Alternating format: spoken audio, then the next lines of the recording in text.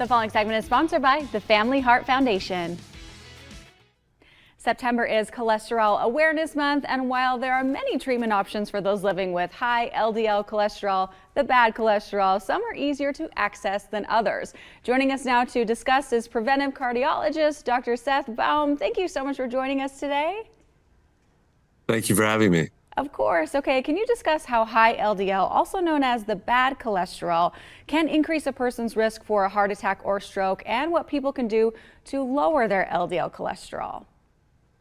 Absolutely. Very important question. The first thing to recognize is that heart disease remains the #1 killer in the United States.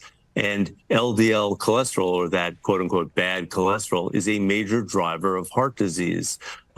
LDL will clog our arteries, will increase our risk of stroke and heart attack and cardiovascular death.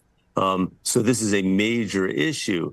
We need to know our LDL numbers, and then we need to reduce our LDL numbers. We have wonderful medications available to do so.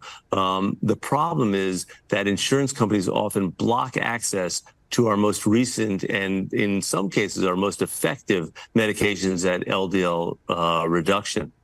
Okay, good to know. And why are patients having so much difficulty accessing the care they need?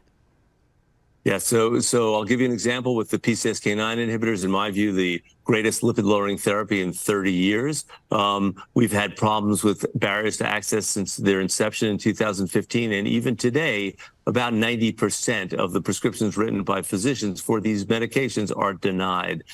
Even more problematic, the Family Heart Foundation has published data which have demonstrated that, number one, these denials are in fact occurring in the wrong patients, meaning patients who should be on these drugs.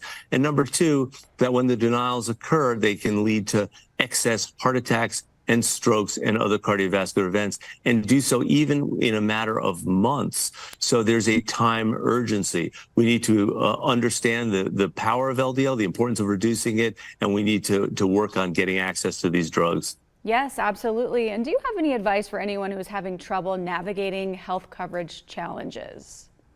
Yes, for those having trouble navigating challenges, I would definitely recommend that you first never give up, that you understand that the patient has the loudest voice. You work with your physician to get access. You call your insurance company to complain, to push back, even call your state insurance commissioner. And then there's some great resources online like ldlsafezone.org and the Family Heart Foundation. So go to ldlsafezone.org. Perfect. Doctor, thank you so much for joining us. This is great information, very important to know. Have a wonderful day. Great to see you. Thank you. Good to see you too.